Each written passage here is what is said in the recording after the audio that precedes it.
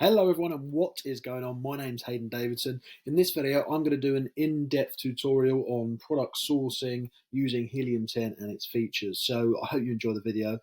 Without further ado, let's dive in. Zero fluff, let's dive in. So within the Helium 10 tool, you will see multiple things. So, for example, for this video, I'm going to do two methods.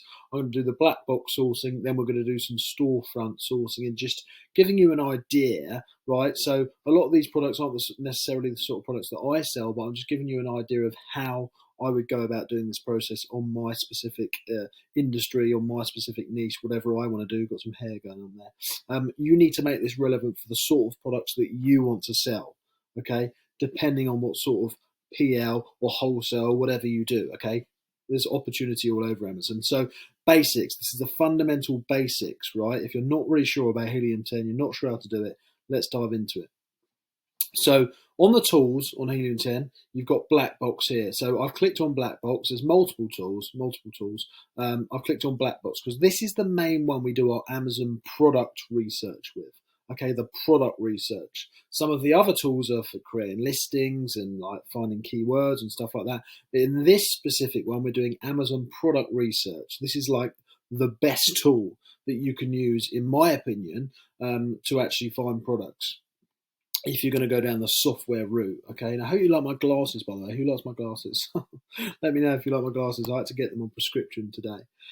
So products. You've got products, you've got keywords, you've got competitors, you've got niche, and you've got product targeting.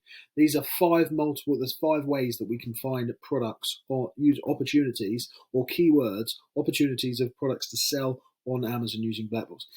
In this example, we're actually going to do keywords, okay? So on the keywords, you've got these multiple ways that you can input the information depending on the desired outcome that you want, depending on the sort of products that you want. Okay, so let's just, in layman's terms, you want to put in the search volume that you want here, the monthly revenue, the price, the review count, the review ratings, word count, and things like that. Okay, so let me dive into this. Let me give you some examples. Right, the word count. Do you want it to say wedding gifts for him, right? Is that the maximum word count you want? 4 words, right? Then you'll put 4 there, max, yeah? And it's not going to show you any other product keywords that are more than 4 words. Now, why would you want to use this? Generally, the longer tail keywords, I find, you can be more competitive. You can compete more on the longer tail keywords. They tend to be the less searched ones, which means that there tends to be more opportunity on them. Okay, that just gives you an example there on the word count. Okay, review count. How much, if you haven't got much money for PPC and things like that, you may want to put a maximum review count there, depending on how much competition that you want. But obviously, the more competition there is, probably the more volume there is, and the more opportunity to sell a lot. So you've got to do that based on what you want.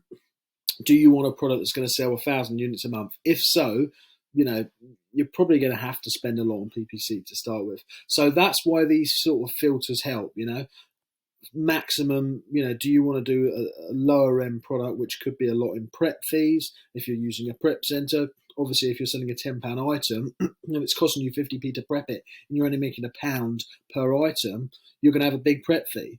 But if you're selling an item that's £50 to £100 or something like that, and it costs you £1 to prep it or £2 to prep it, then you're not going to spend as much on prep. So depending on the sales that you get, that could be more lucrative. It all depends on the sort of model that you want to go after. But what I'm saying is these filters up here are the main filters, and you need to input the information there. And once you've put the information there, let's put review count 200. 500, word count 4, review rating. We're not going to do that at the moment, but you could do that and then see how many reviews someone has got, and if it's a 3.5-star product, then you can compete because obviously they're doing something wrong. Search volume on the keyword, let's do 10,000 max.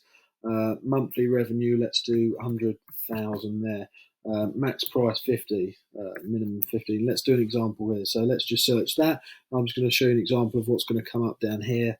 200 plus products found. You probably want to get that down a little bit because otherwise you're going to be sifting through loads and loads of products. And then you want to start having a look for, as I say, any keywords that take your fancy, the sort of products that you want to do, you know, there's opportunity all over Amazon, all over it. So it completely depends. You know, you can see where this is going. You can see how powerful this tool can be. And if you do want to use this tool, by the way, let me know. There is a link, but let me know. Well, you can let me know if you want, but there's a link below, 50% off. You get 30-day money back guarantee. So you could even try it for 29 days and get a refund if you wanted. So anyway, there's a link, 50% off there. I think it's actually quite cheap for the Chrome extension. It's like, well, I don't know, $35, $40 or something like that, which in pounds is about £25 if you just want the Chrome extension and stuff like that. So yeah, there's starter packs there.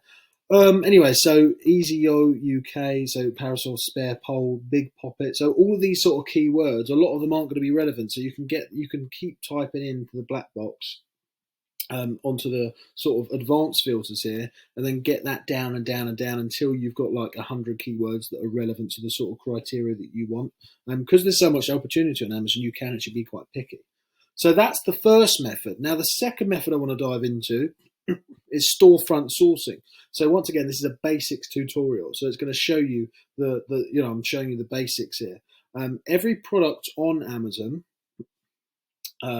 this is, you won't usually see this. This is my software I use, Barbot Pro as well. This isn't relevant to the listing, by the way, in case you're not aware. But what you can find on every Amazon listing is the seller's store there. Okay. So another way that you can start to source products is looking at seller stores here. So you can actually click on this store, and this is called reverse store sourcing. Now, some people don't think it's a good thing to do this because they think it's sort of stealing people's ideas. But hey, I don't think there's anything wrong with getting ideas from people and then innovating it in your own way, doing your own thing. And that's exactly what we sort of do here. So I would click on someone's store, some products that I'm interested in your specific niche. Once again, this isn't the sort of niche that I like, but this is just an example. And it will have the brands along the side there, and then it will also have just all of the products. And the products are usually in the order of best sellers when they come down here. The best seller, as you can see, 197 in grocery. That is big. That is selling a lot. And as you can see, that's coming up first, and then the higher rank here. So the best products tend to be the first products that come up here. And as you can see here, we've got all of the products in the store here. So what you can do is start to monitor other sellers' stores and then get ideas from it. Get ideas, how can you improve this stuff? Or do you want to sell this stuff and reach out to the brands and sell some of the stuff that these people are already selling?